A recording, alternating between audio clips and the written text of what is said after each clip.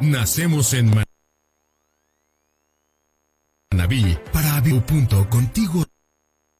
Nacemos en Manabí para vivir en el mundo. www.contigosiempreradio.com, tu sitio de encuentro con todo lo que te identifica como manabita.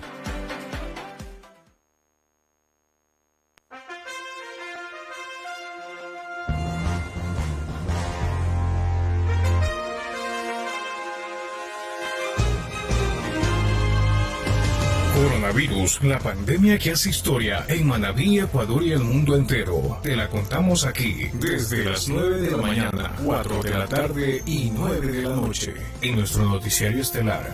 Informados siempre. Informados siempre. Análisis, comentarios y entrevistas con los protagonistas de la noticia. Lo encuentras en Contigo Siempre Radio. Contigo Siempre Radio.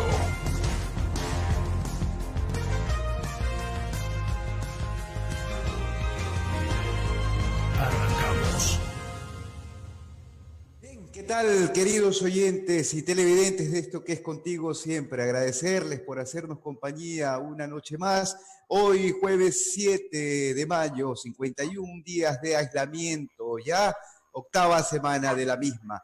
Y para llevar adelante un diálogo sumamente interesante, tenemos una invitada especial de esta noche. Se trata de la licenciada Mary Zamora, quien nos permite el honor de su tiempo tan valioso en estos tiempos de pandemia. Realmente sí, hemos aprendido a valorarlo en función de este acercamiento que hemos tenido y la vinculación de manera permanente con los hogares y con quienes nos rodean, básicamente en función de los seres queridos.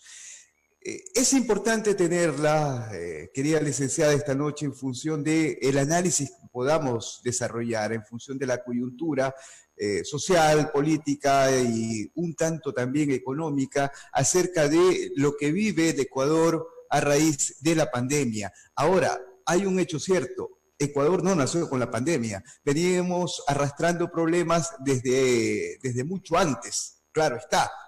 ¿Sí? Lo que ha hecho la pandemia es profundizar algunos rasgos como la inequidad social. Luis García me acompaña en el panel de esta noche como cada día. Luis, a ver si enciendes el micrófono, por favor, Luis. Ahí parece que estamos. Vamos. De la provincia de Manabí, el Ecuador y el mundo, buenas noches. Como siempre, llegando a ustedes con los mejores temas y los mejores invitados. Hoy contamos con la presencia de la licenciada Mary Zamora. Buenas noches, licenciada, ¿cómo se encuentra? Buenas noches, Luis. Buenas noches, Néstor. Un gusto saludarlos a ustedes a la distancia, entregarles ese abrazo sincero y a todos quienes nos van a seguir a través de Contigo Siempre, poder transmitir ese saludo lleno de mucha esperanza, de mucha fe, de mucha confianza, que pronto vamos a salir de esto que estamos viviendo. Nos gusta escucharla así. Muchísimas gracias nuevamente por estar con nosotros en los micrófonos de Contigo Siempre Radio. Licenciada, a ver, procurando elevar siempre el nivel de debate y en función de la dialéctica que usted maneja, nos gustaría que usted nos aterrice en el contexto de lo que está viviendo el país ahora mismo desde su visión. Bueno, Néstor, en primer lugar, me parece importante lo que usted ha dicho, cómo contextualizamos nuestro país en este momento, en momentos de esta pandemia mundial que el planeta está viviendo, donde enfrentamos a un enemigo visible, pero muy grosso para la vida de millones y millones de seres humanos, que es el COVID-19. En el marco de eso, evidentemente, las dificultades que presenta la sociedad en el mundo, esta sociedad capitalista, ha puesto al descubierto, ha desnudado la realidad en la cual nosotros y por la cual hemos venido siempre luchando y levantando nuestra voz. Son esas terribles inequidades, desigualdades, el nivel de pobreza, cómo el sistema de salud lamentablemente En los países más desarrollados y el Ecuador, que no está en esas condiciones, pues lamentablemente estos sistemas de salud han fracasado. Han fracasado. Aquí no es que no hemos estado preparados porque nos cogió esto de sorpresa. No, simple y sencillamente los gobiernos en el pasado inmediato y en el caso nuestro, para aterrizar en nuestro país, lamentablemente nos hemos dado cuenta que una primera cosa, no destinaron los recursos que constitucionalmente incluso se destinan del 4% para la salud.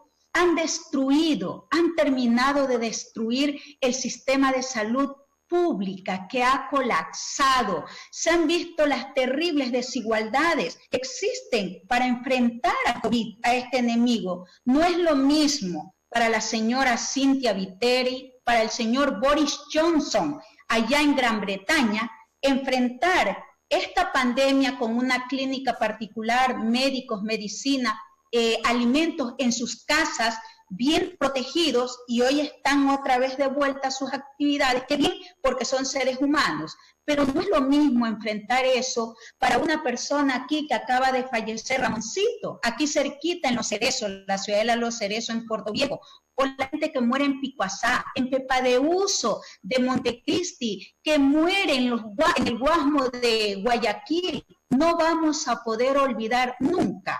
No va a salir de nuestro imaginario, de nuestra mente, nunca el drama que han atravesado nuestros hermanos guayaquileños. No podemos olvidar cómo la gente tenía a sus familiares allí por 3 y 4 días, cómo la gente tenía que sacar a sus muertos a la vereda.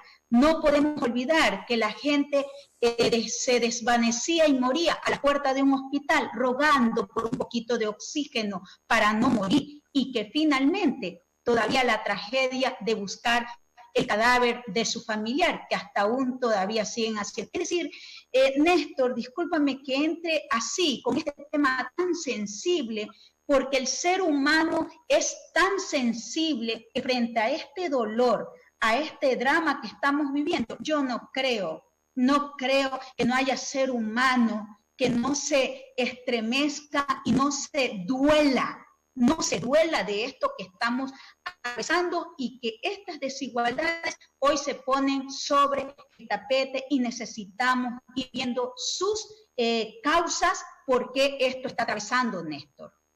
Muy bien, la escucho, y siguiendo el orden lógico de la conversación, me encantaría ya aterrizar en lo particular y específicamente en el hecho que ha marcado básicamente su vida profesional, que es la educación. ¿Cómo usted visualiza todo lo que está pasando en función de los recortes anunciados y ya ejecutados en ciertos casos?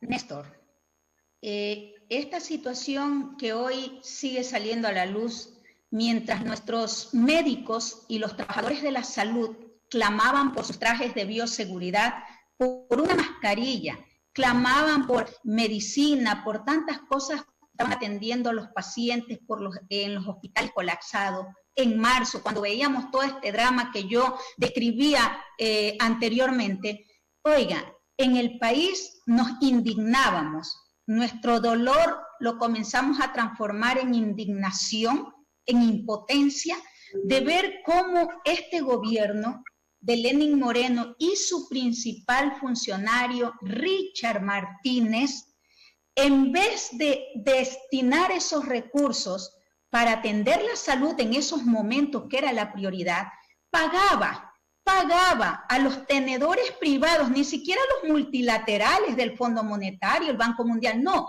a los tenedores privados de la deuda, de los bonos Global 20. Y se decía que pagaba 324 millones porque eso le iba a permitir que venga más plata, que ya llega, que no sé qué. La plata se necesitaba para el momento, no para después, y nunca llegó esa plata que decían en esos momentos. Pero finalmente se detectó de que no había pagado solo capital, había pagado también 17 millones de intereses. Pero, oh sorpresa, ahora nos desayunamos que le meten la mano al sistema de educación, que también queda al descubierto cómo han destruido y destruyendo el sistema de educación, no solamente porque no le entregan el 6% del Producto Interno Bruto como presupuesto que dice la Constitución, sino que ahora le meten la mano, le sacan 300 millones de dólares.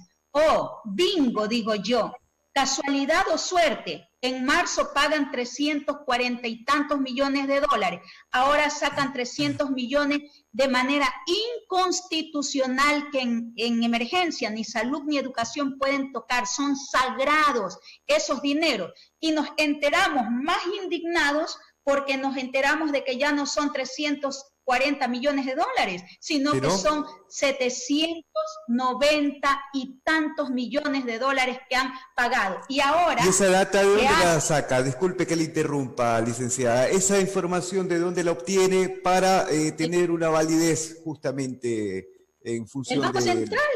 Eso es público. El Banco Central ha determinado cómo se han pagado, y no han sido capaces de desmentir todavía las autoridades ni el mentiroso, indolente y perverso de Richard Martínez y Lenin Moreno. Ni siquiera dicen absolutamente nada. Ahorita todo es que como hay problemas con los oleoductos del petróleo, estamos de acuerdo de que el petróleo ha bajado, que llegó a costar nada, entonces está bien, pero los recursos de educación son sagrados, y quiero que me permitas, Nelson, graficar cómo es que han sacado esta plata, de dónde, cuál es el impacto que va a tener en la niñez, juventud, sus sueños trucados, frustrados, ya no solamente que son 1.500.000 jóvenes que ahora están fuera de las universidades, en tiempos cuando no veíamos esto, que ahora de esos 300 millones, 98 millones de dólares le quitan a la universidad, al nivel superior, a las universidades, a 32 universidades, de las cuales 12 millones de dólares perjudican a las universidades en Manabí, 4 millones a la ULIAN, 4 a la técnica de Manabí y 3 millones a la UNESUM y 902 millones, me parece, a la Politécnica de Calceta. ¿Qué sucede? A ver, primero, esos recursos, las universidades ahora en el país estaban haciendo un trabajo muy importante de investigación, de un trabajo de ciencia, viendo incluso los estudios del coronavirus, también aportando con los resultados de esos benditos test que todavía no hay. En todo eso aportaban. Incluso la Universidad Central planteaba entregar 7.000 laptops con internet para los estudiantes que tengan un nivel de pobreza y les puedan permitir acceder a la educación telemática. Entonces, hay universidades donde la mayoría, como aquí en Puerto Viejo, dicho por el propio señor rector, que la universidad en algunas carreras y en la mayoría de docentes cuenta con el 60% de maestros contratados. ¿Qué va a pasar con esos maestros? Decía él mismo, tendré que despedir proyectos de construcción que había de determinadas facultades que fueron afectadas en el terremoto. Todavía duele en Manabí por eso, porque el terremoto está todavía presente después de 4 años y vemos los impactos que hay. Entonces decía, voy a tener que despedir, no voy a poder hacer esto. Los cupos que se habían ampliado ya de 1.000 cupos aquí en la Universidad Técnica de Manabí, ya seguramente no habrá. Las carreras que habían en internet, ahora a distancia, tampoco van a existir. Es decir, el impacto que hacen en la universidad, en la educación superior, es terrible, esto que se grafica, pero no nos quedamos solamente allí. Oiga, esta gente se ensañó con lo más débil, con lo más sensible. ¿Cómo es posible que le quiten 70 millones de dólares a la educación del programa de alfabetización y posalfabetización? Estos son programas que permiten desarrollar la educación básica y el bachillerato intensivo, y que incluso viene a reemplazar a la educación nocturna, que también la eliminaron, para las personas que tienen que trabajar o que no tienen posibilidades, hacer este estudio intensivo y graduarse, como por ejemplo el último hielero, Baltasar, en Chimborazo, es fruto, su título de bachiller fue fruto de este proceso de alfabetización en Manabí. el porcentaje de analfabetismo es del 11.6%, incluso superior al del Ecuador, que es de 8.4%. ¿Sabe usted cuántas personas estaban en este programa y al quitar esos 70 millones se quedan fuera? 146.576 estudiantes de estos programas. ¿A dónde queda todo ese esfuerzo que decía una maestra? ¿Qué le digo yo a este señor que dejaba tantas horas de ir a labrar la tierra, de ir a trabajar por venir a recibir la educación? ¿Qué le digo yo que ahora esto se ha acabado? Y eso se suma también el problema de la educación inicial, este programa de atención familiar a la primera instancia, que en sus siglas dice SATFI. ¿Saben ustedes que eso estaba destinado para niños de 3 y 4 años? Y se daba esa alternativa en los barrios urbanos marginales y en algunas comunidades de aquí de la parroquia Crucita. Yo recuerdo muchas maestras del lugar de Los Arenales, del Frutillo, de algunos lugares de Crucita que estaban siendo parte de esta labor, y hay 19.344 niños que son afectados, que lloran, que claman porque ellos estaban en esa etapa previo a la escolaridad, que es la educación inicial, es donde se desarrolla la estimulación temprana, la psicomotricidad, se prepara al niño para ingresar al mundo de la escuela, de la escolaridad, de la educación en esos otros niveles. Y para golpe de gracia, le quitan el proyecto del bachillerato internacional. 77 instituciones en la costa hoy van a ser afectados. Todos sabemos que aquí el Colegio Olmedo fue pionero en este programa de bachillerato internacional. Siempre buscamos nuevos rumbos, nuevas oportunidades que nos permitan ir mejorando la educación en su calidad, en su acceso sobre todo. Entonces, esto pasa con esta metida de mano y este recorte que le han hecho al presupuesto de la educación de manera inconstitucional, señores. Ni siquiera es porque estaba previsto que lo podían hacer, no lo pueden hacer, y por eso ahorita se está planteando desde la propia Comisión de Educación de la Asamblea un juicio político a Richard Martínez, y nosotros le decimos fuera Martínez, fuera.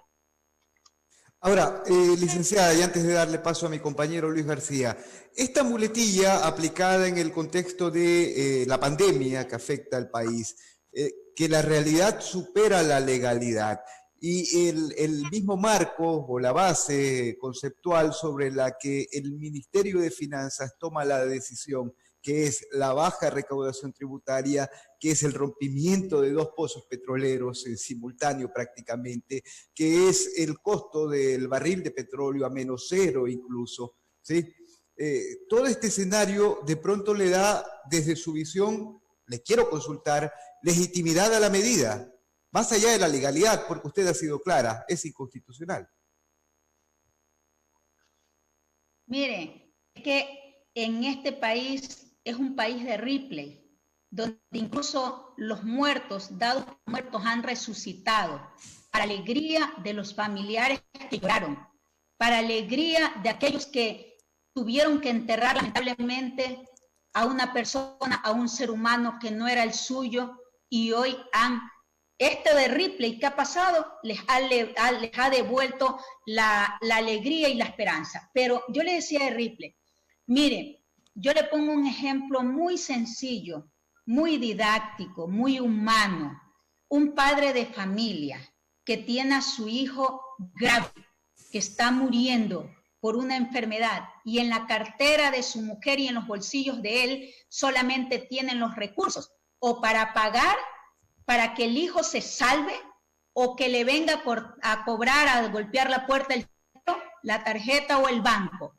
¿Qué elige un padre y una madre responsable que valora por encima de todo la vida de su hijo? Seguramente su hijo, ¿verdad? Su hijo. Yo haría eso. Y yo creo que quienes nos están viendo y escuchando harían lo mismo. Nosotros hemos dicho alternativas hay y las hemos planteado. Hoy la gente clama por salud, por medicina, clama por educación, por este contexto que hemos visto. Ya mismo seguramente podemos tratar más adelantito lo que está pasando con este distanciamiento que habrá llamado el gobierno, pero la gente necesita comida, necesita medicina, comida y medicina, ya que no se pierdan más plazas de trabajo.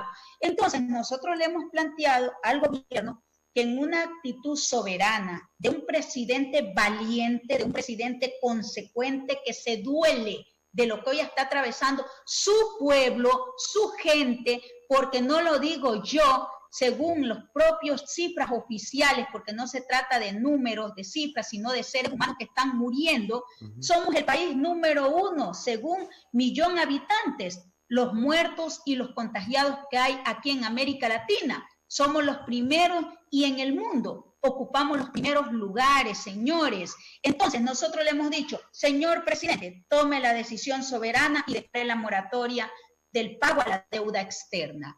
¿Qué significa esto, Néstor? Lo bueno se emula, lo bueno se recoge lo bueno de lo que ha hecho, por ejemplo, países como Argentina. Le dijo Fernández a los multilaterales del Fondo Monetario y el Banco Mundial, señores, mi país es primero, la vida de mi gente. Yo no les puedo pagar los tramos de lo que debo de 44.000 millones de dólares a ustedes hasta que se estabilice la economía y planteo que hasta el 2024 no les pago. El Banco Mundial, en plena crisis, en plena emergencia, y dicho esto, les desembolsó 300 millones de dólares. Les dijo a los tenedores privados, señores, hasta el 2023 no les voy a pagar. Ellos le dijeron que no estaban de acuerdo, le pusieron el grito al cielo. ¿Sabe qué, señor? ¿Lo aceptan o lo dejan? Yo les voy a pagar, pero ahora no puedo. No puedo porque primero es mi vida. ¿Qué pasó? Ahí está, y siguen desembolsando. El señor Moreno lo que tiene que hacer ahora es decir, ¿sabe qué?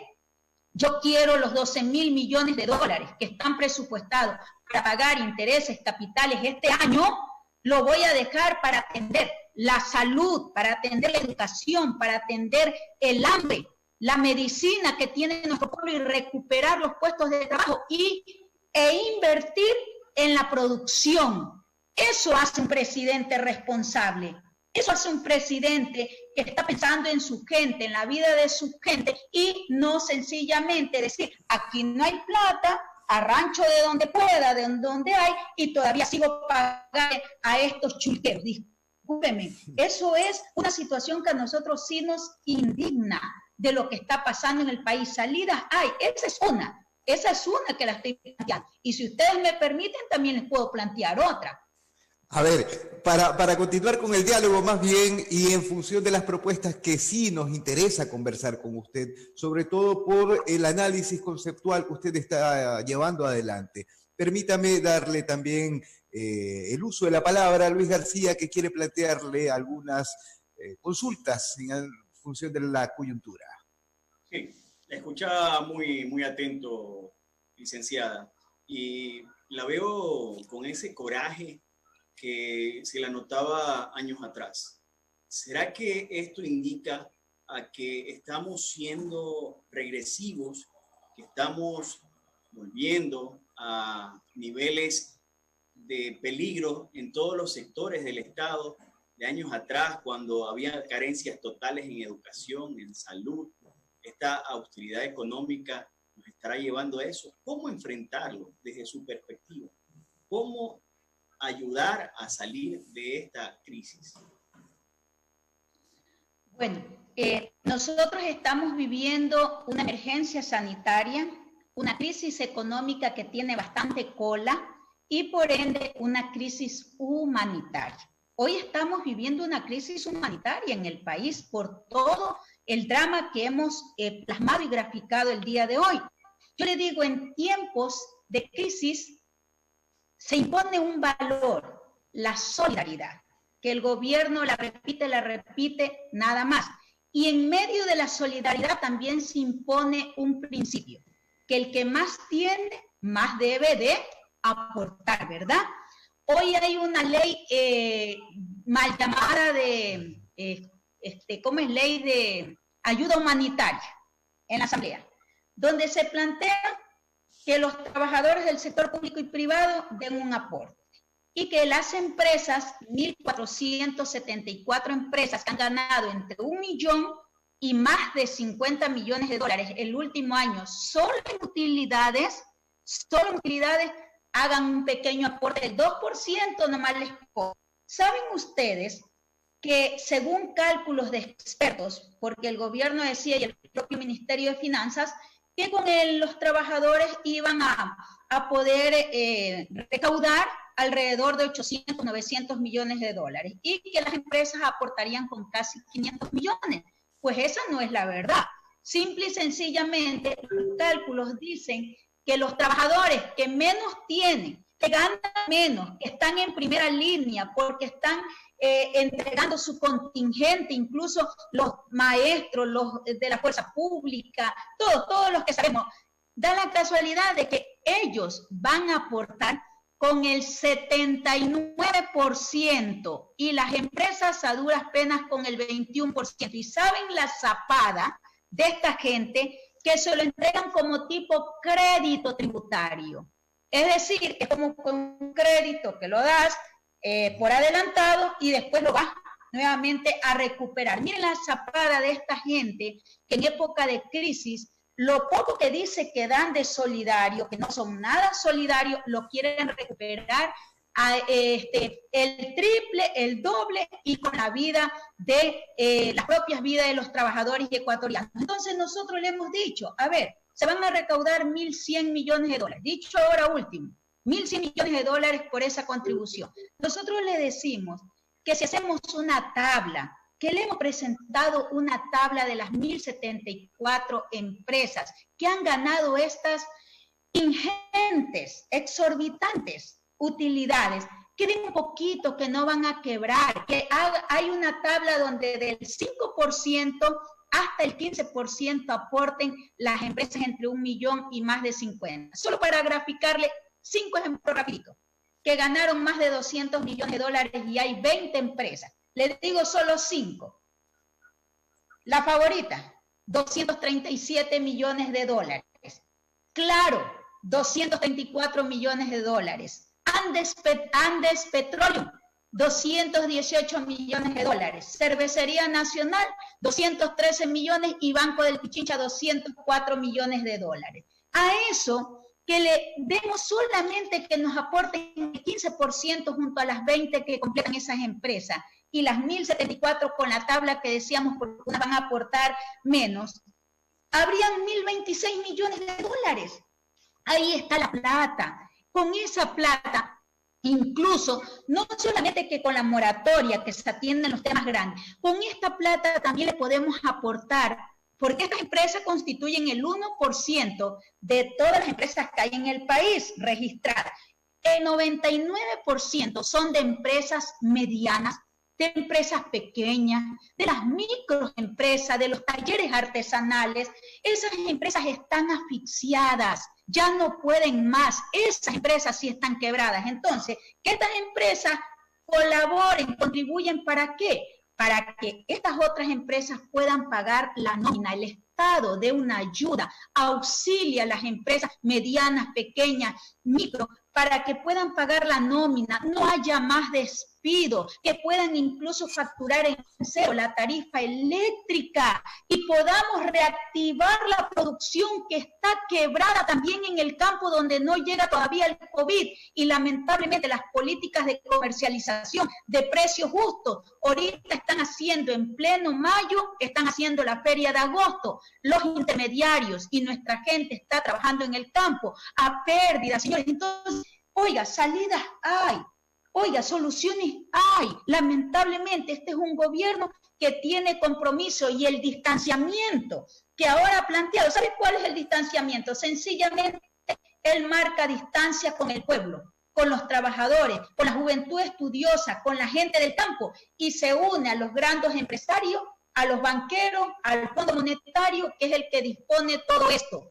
Los trabajadores y los pueblos del Ecuador, hoy estamos distanciados bajo 2 metros, pero distanciados lamentablemente por la emergencia sanitaria y no por el COVID, pero estamos más unidos que nunca en las ideas, en las luchas y en la acción. Eso se demostró el 1 de mayo. Eso se demostró ahora que la gente está saliendo, rompiendo el confinamiento, rompiendo el aislamiento. ¿Por qué? Y el único responsable de este gobierno, porque los padres no están dispuestos a que sus niños se queden sin maestros. Los maestros no están dispuestos a que seguir enrolando. 6.000 maestros han desenrolado, han desvinculado del sistema educativo 6.000 maestros. Entonces no le dan nombramiento definitivo a los que han ganado. Sin embargo, desvinculan a más maestros. ¿Hasta dónde, padre Almeida? Dice nuestra gente. ¿Hasta dónde aguantamos? La gente rompe el confinamiento y sale a las calles a pelear. No está dispuesta ni a morir de hambre en la casa porque no tiene que comer, ni a morir porque las esperanzas de ver a sus hijos que puedan tener educación se ven perdidas, pero también están dispuestas a salir a la calle, aunque eso signifique lamentablemente contraer el contagio del COVID. Luis.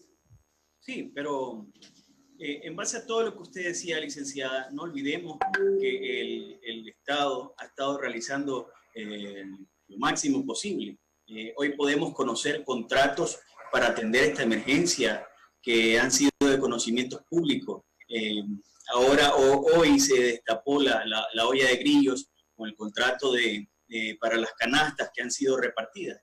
Lastimosamente han sido con sobreprecio.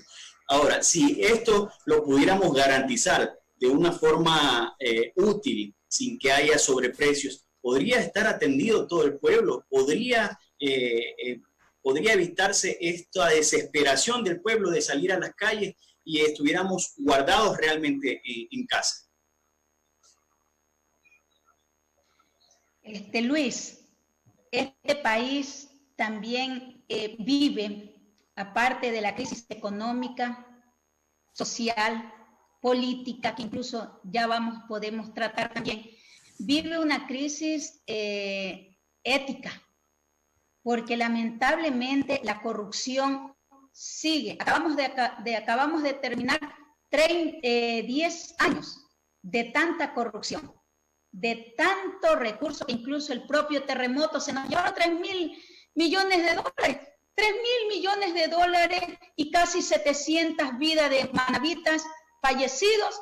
Y sobre esa desgracia que vivimos, a estos indolentes, a esta gente perversa, no les importó nada llevarse la plata y todavía la gente vive en carpas y todavía no se ha reconstruido ni reactivado económicamente Manabí y Esmeraldas. Ahora, en épocas de pandemia, oiga, es inconcebible cómo primero saltó el tema de las mascarillas en el IES, por lo cual finalmente Paul Granda tuvo que salir, pero tranquilo, seguramente el gobierno pronto lo va a poner en otro puesto.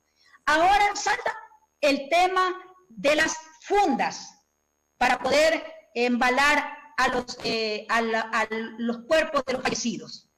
Salta el problema en 3 hospitales del Ministerio de Salud Pública y 2 del IES, si mal no recuerdo, ahorita todo este tipo de cosas y finalmente lo que usted plantea de las canastas. Discúlpeme pues, pero en mi casa, en caso de yo pues y me rodeo de gente que realmente tenga una actitud solidaria, pero si el que está arriba, la cabeza, no está pensando realmente en atender estas necesidades que son vitales. Aquí no necesitamos una canastita para un día y 2 días. Nosotros hemos sido claros, la gente necesita comida. Entréguele a 1.500.000 jefes de hogar, que posiblemente 4 personas por familia, hacen los 6 millones de personas que viven en la pobreza, en la desocupación.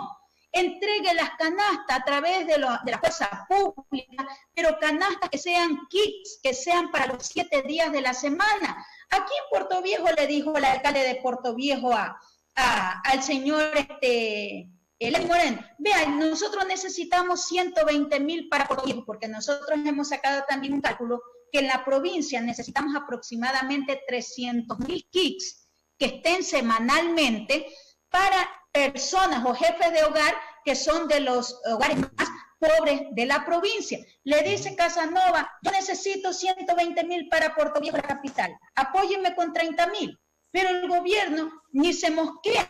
Entonces, Eso es una situación que tienen que hacer urgente para parar el COVID, para parar el contagio exponencial que se va a venir seguramente, no lo digo yo.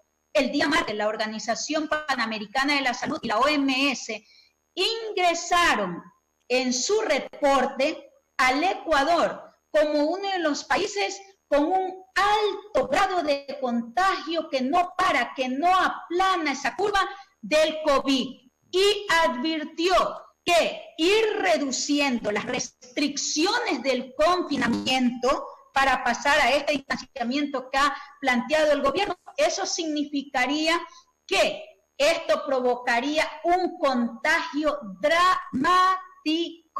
En esos términos, el gobierno se lava las manos, entrega la responsabilidad a que los municipios cambien el color rojo, amarillo o verde. Hoy está rojo el país.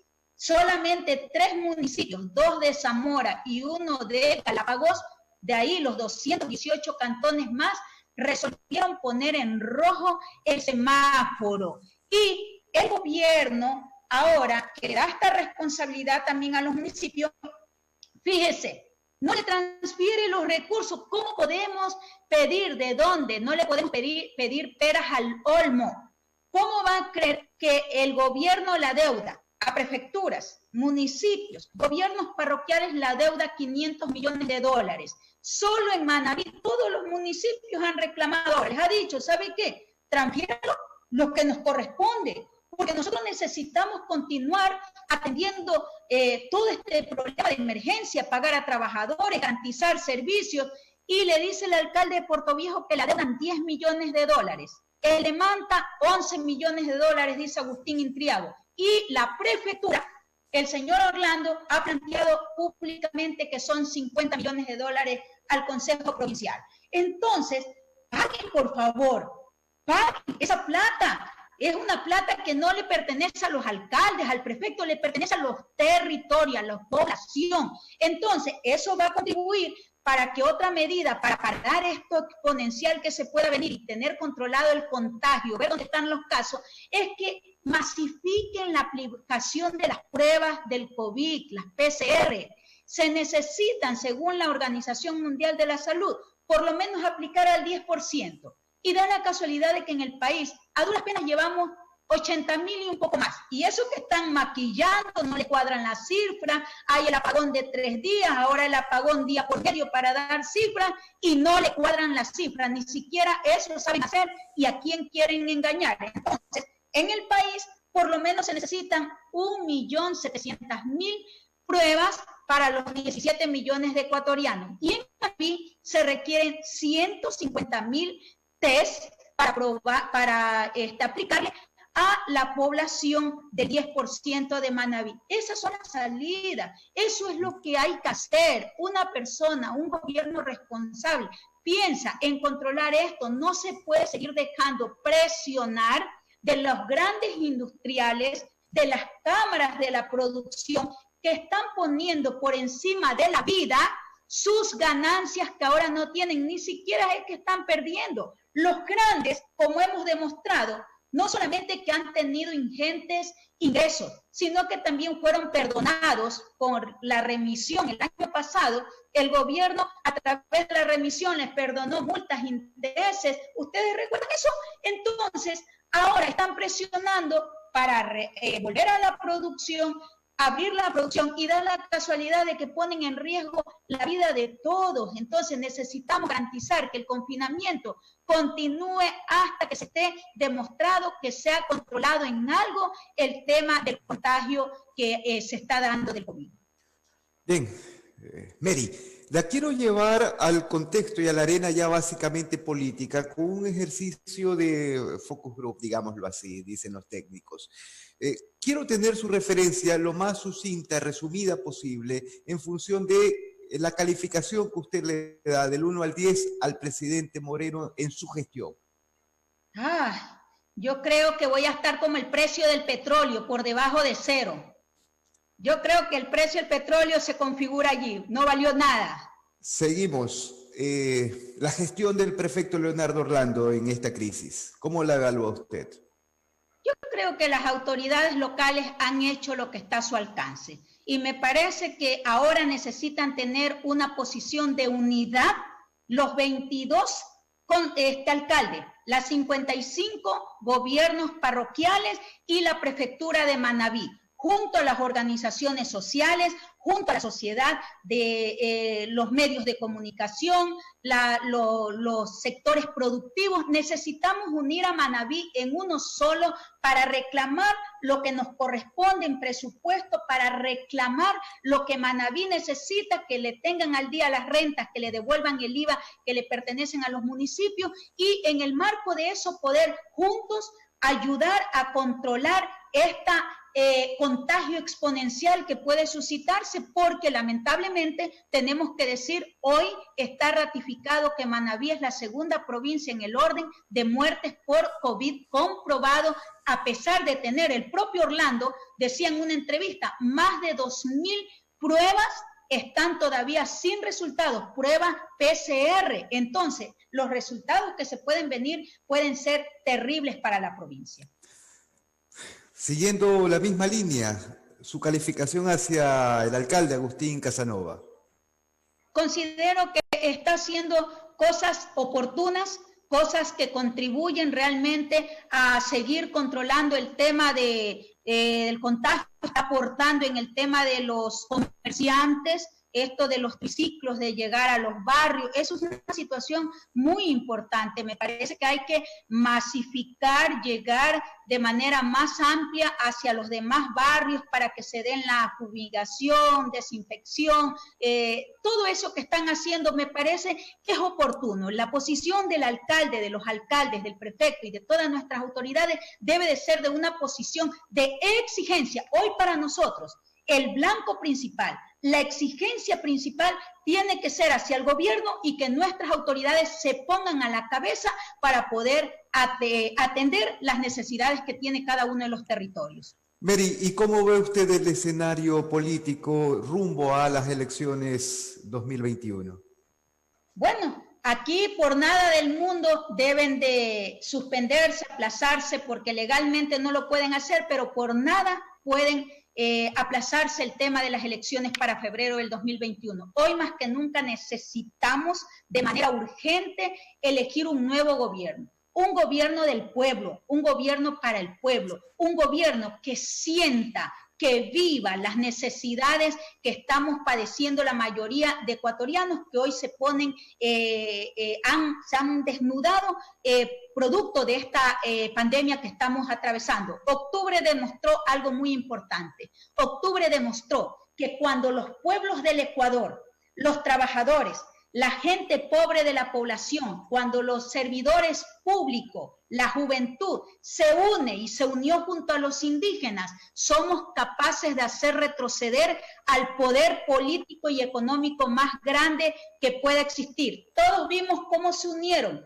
las cámaras de la producción, la derecha intacta, los liderazgos de la derecha, se unieron junto al gobierno y junto al Fondo Monetario Internacional, que pretendía imponernos no solamente quitar el subsidio a los combustibles, que ya lo había quitado, elevar el precio de la gasolina, elevar el precio de los pasajes del diésel. ¿Y qué sucedió cuando nos unimos los pobres, los de abajo, los que sostenemos y producimos y generamos la riqueza que hoy más que nunca está demostrado? Porque el capital, los empresarios, la fábrica, la maquinaria está allí. Sus ingentes fortunas están allí. No pueden hacer nada sin la fuerza de trabajo de millones de hombres y mujeres. Entonces, cuando nos unimos, somos capaces de derrotarlos. Ahora nosotros estamos trabajando en función de construir un proyecto de unidad nacional.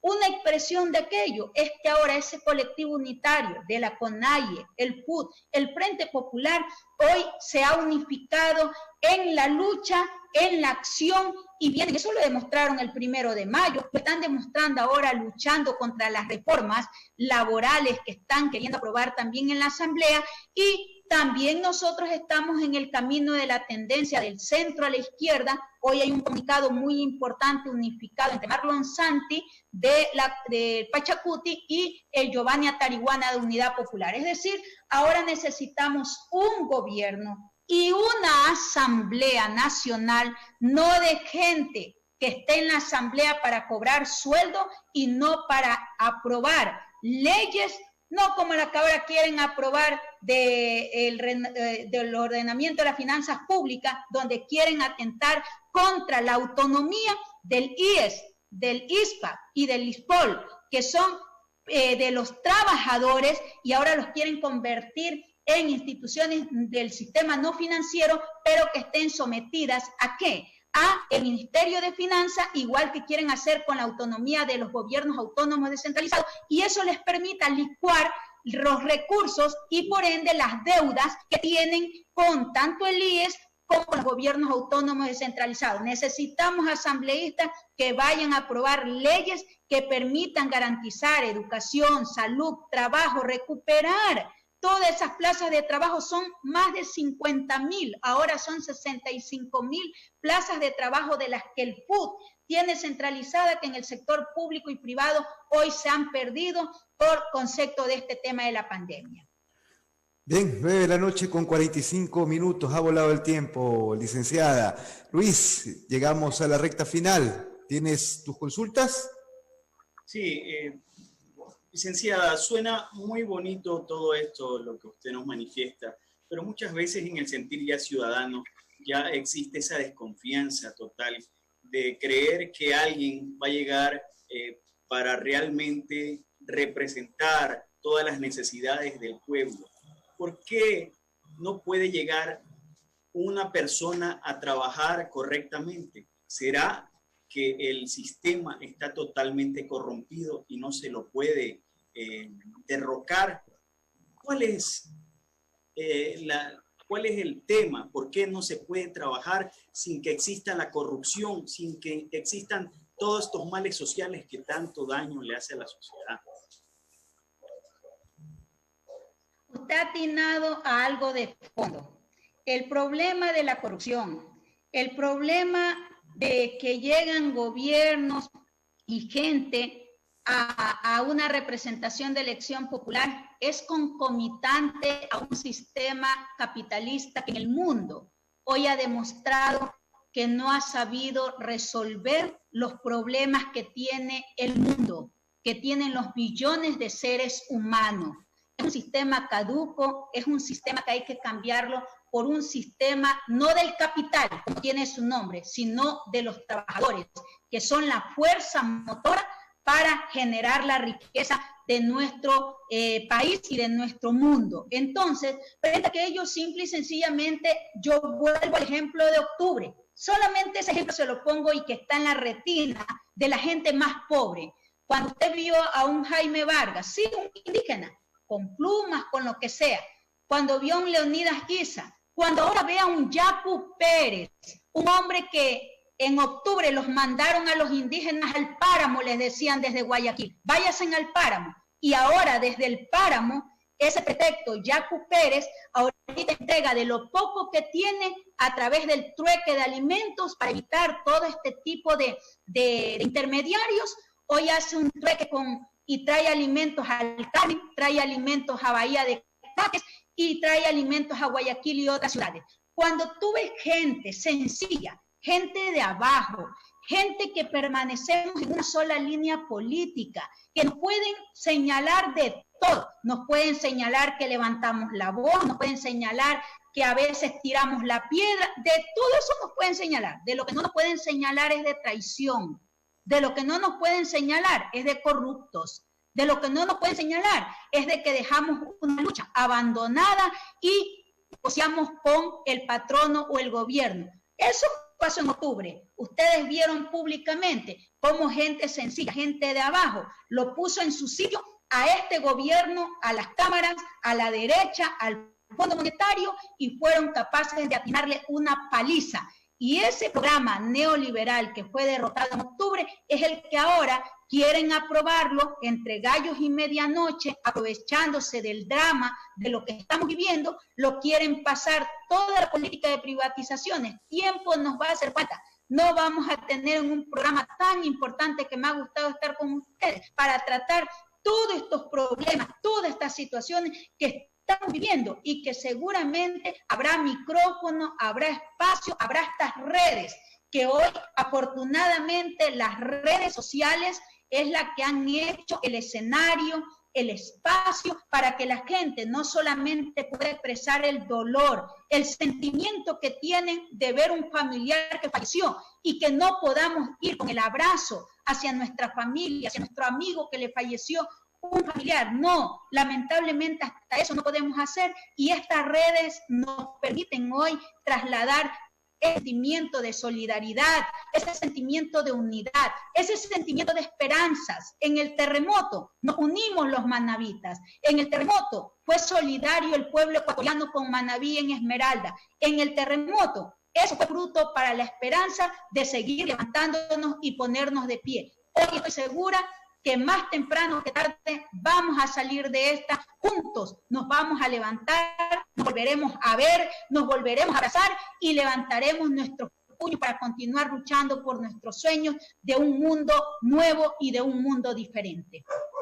Estimada Mary, y en este sentido le tomo la palabra básicamente. Desde Contigo Siempre le anunciamos que tiene las puertas abiertas para venir y conversar en este ejercicio del pluralismo en la capacidad de opinar, pero jerarquizando siempre el debate público, desde la dialéctica que termina construyendo opiniones y juicios de valor en base a data real, tal cual como lo ha manifestado usted en esta noche, con sus cifras, con sus estadísticas. Nos va a gustar seguir conversando con usted y ojalá que su agenda se acomode también en función de las siguientes invitaciones. ¿Cómo va a celebrar el Día de la Madre, finalmente, antes de despedirnos? Ay, bueno, aquí afortunadamente yo vivo aquí en la ciudadela San Gregorio, La Piñonada, un barrio muy pobre de aquí de nuestra capital. Pues afortunadamente para mí tengo cerquita aquí a mi mamá, una señora de la tercera edad, con problemas de salud propios de la edad. Tengo a mis hermanas que están aquí cerquitas una tras de otra. Tengo a uno de mis hijos conmigo. El menor no está conmigo, solamente está a través de la pantalla, como estamos con ustedes ahora. Seguramente vamos a celebrar con un feliz día.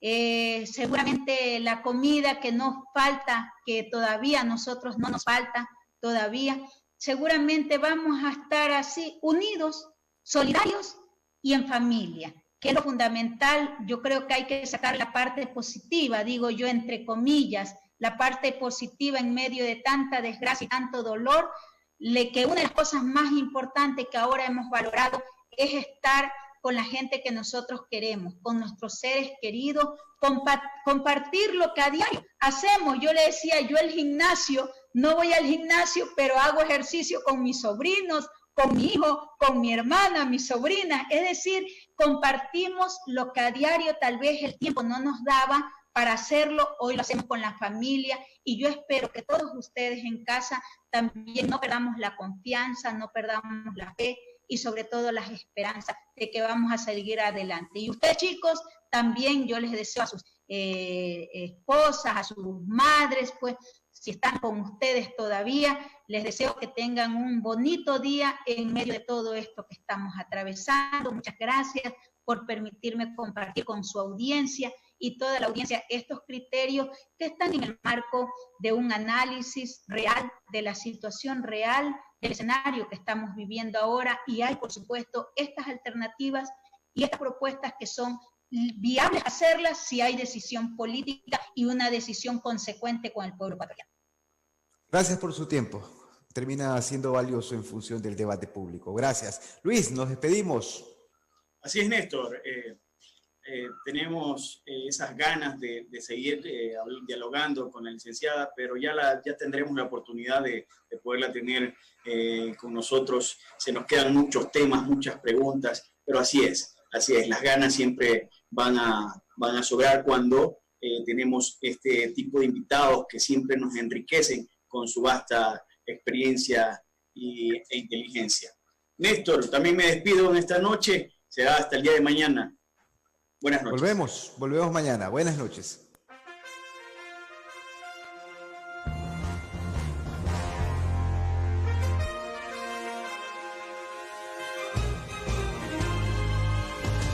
Coronavirus, la pandemia que hace historia en Manabí, Ecuador y el mundo entero. Te la contamos aquí desde las 9 de la mañana, 4 de la tarde y 9 de la noche. En nuestro noticiario estelar. Informados siempre. Informatarios y entrevistas con los protagonistas de la noticia. Lo encuentras en Contigo Siempre Radio. Contigo Siempre Radio.